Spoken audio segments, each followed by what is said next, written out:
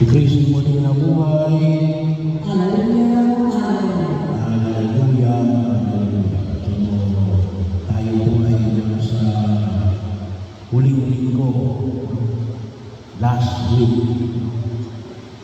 Pero hanggang sa susunod na linggo, pero hanggang araw na lamang ng linggo. Kung tutusin, may pagkatapos na yung pagpapadala ng Espiritu Santo sa mga apostol, pagbaba ng Espiritu Santo sa mga apostol. Ngayon ay ang dakilang na listahan ng pag-akyat ni Jesus sa langit.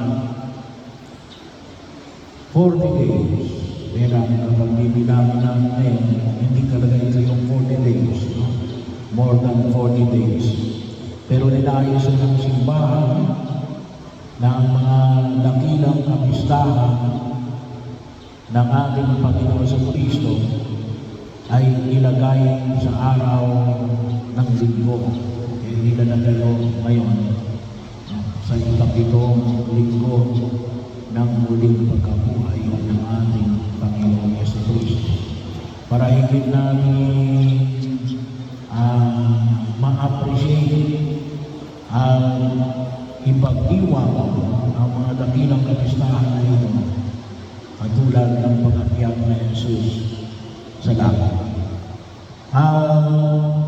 Saan nangyari ito? Sa Betania. Bahagi. Saan ang Betania? Ito po ay bahagi ng probinsya ng Juda. Ito ay 2 kilometro ang layo mula sa Jerusalem. So bahagi yun. Sa Banal na Sulatan, makikita natin na itong lugar na ito ay pututusin. Ito yung village na masyadawag dito. Dito nakatira ang magkakapatid na kaibigan ni Jesus, si Marta, Maria, at si Lazaro. Dito niya rin binuhay si Lazaro. Dito rin nakita ng mga Pariseo na nag-isip na ipapatayin si Lazaro kasi para mawala yung kredibilidad ni Jesus Kristo. Ito rin yung lugar na kung saan ay dumalaw si Jesus sa Pariseo, si Simon na nag-anyaya sa kanya na kumain at dito hinugasan ni ang paa ni Jesus, ni Maria Magdalena. Ito rin kututusin ang lugar ng pinagsimulan ang tinatawag natin yung triumphal entry to Jerusalem, yung ginagawa natin tinatawag natin na linggo ng Palaspas. So dito nagsimula patulong sa Jerusalem.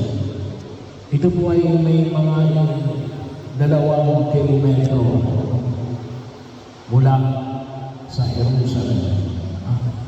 So hindi naman malayo.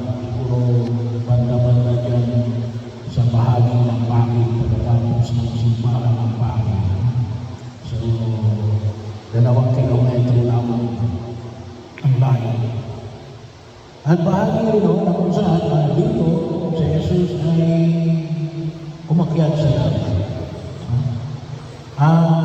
Maliwanag na ipinamalig na habang umakyat si Jesus sa langit ay kanyang pinapaspasan ang kanyang mga alagad at ang mga susunod sa kanya. Pero meron siyang panyaya na nakikita natin ngayon sa Evangelyo ni San Lucas na ito. ipangaral. Ipangaral sa lahat ng bansa magmula sa Jerusalem na nawa ay maging saksi ang kanyang mga tagasunod. Ano yung ipangaral? Ang mabuting balita. Kaya nga bahagi yun ang pagkaya rin ng susunod. Maging mabuting balita. Tayo ba may mabuting balita? O masamang balita? Paano natin yung masasabi na mabuting ba yung balita? Mga ilang elemento na pwede natin mabigyan ng natin na kapag sinabi natin mabuting balita, muna din sila totoo, ipangaral ang mabuting totoo. Pinakailangan mo ng totoo. Hindi pwedeng prank, hindi pwedeng joke, no? Hindi pwedeng an apparent good, no? Nagpupunyang yung mabuti. Pinakailangan isang paliwanag natin, totoo, hindi pwedeng pwede. No? Sabagat anumang itinupuri natin na akala natin ay maganda, pero pwede. Hindi yan mabuting balita. Masamang balita yan. Kahit na sabihin mo, no? Na ikaw ay maraming pera, pwede naman pala. No? Ay, bahagi yun. So, isa yung criteria para masabi natin mabuting balita. No? Totoo. Bahagi yun. Ating pagkakawala na ito, hindi lamang panlabas. Kinakailangan kagawala na ito ay sa gandang ng buto. Bahagi yun na makita natin. Ano ba? Nagliligtas.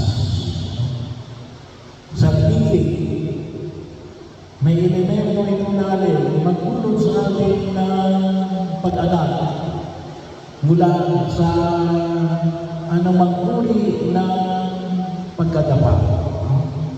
Bahagi mo ito.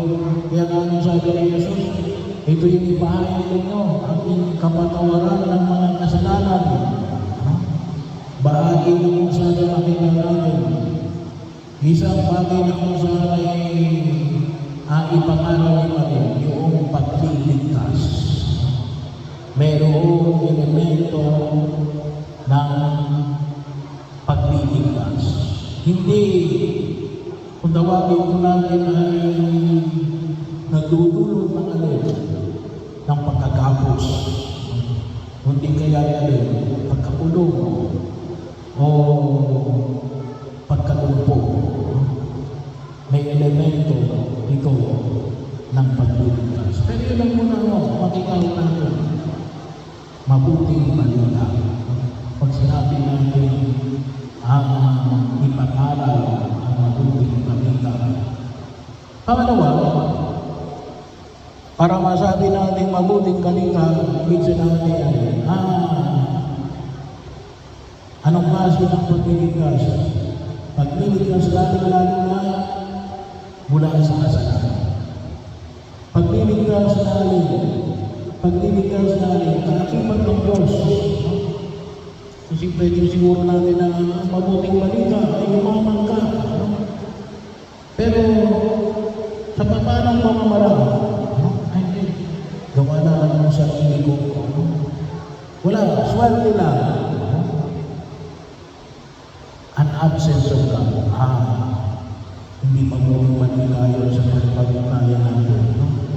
Kapag wala ang Diyos, hindi mo yung mabuting balita. Kinakailangan na andun palagi ang Diyos. Bagaman kung tayo mga Pilipino, tayo ay tinuturing na religious. Pero ngayon panahon na ito, makita ko natin na kuminsan, ilalagay natin yung kaayusan na wala ang Diyos. Makita na natin, pwede umaman kahit na wala ang Diyos. Bakit? Kasi gawa lamang ng pag-isipan. Pero anong labas mo dyan? Ateista. Hindi pwedeng wala ang Diyos. At minsan ano yung makikita natin sa pamamagitan ng paghihirap, pagkamatay at uling pagkabuhay ng aming Panginoong Jesucristo. Yun yung lente namin. Bago yung hindi lang mga ang tawag ay umaman. Pero saan ang galing ang kanyang kayamanan? Kung yung kanyang kayamanan ay nagdulot sa kanyang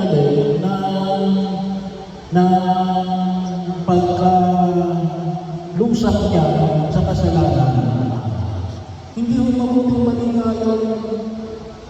Yun ay paninimulan ng daigdig na ito.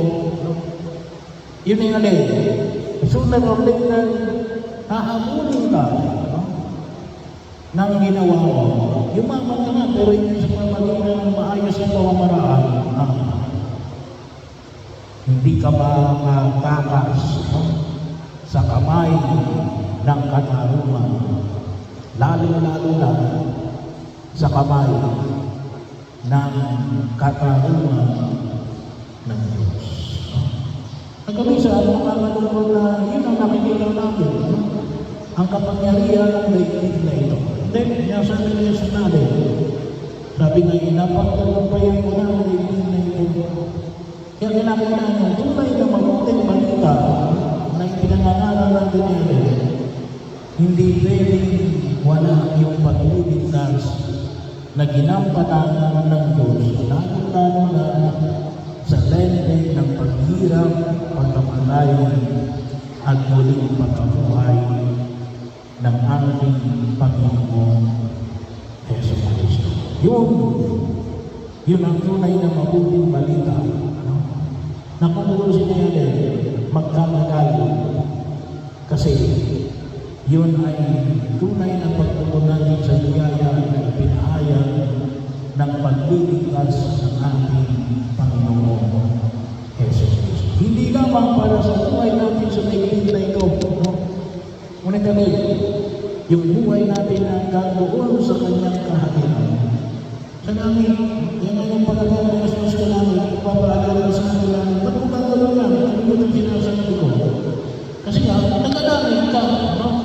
Hindi ka taga-impero, hindi ka taga-lupa, ikaw taga-langit.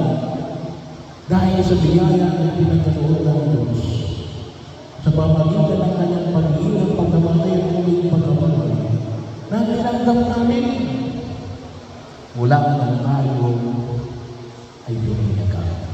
At yung tunawa, huwag natin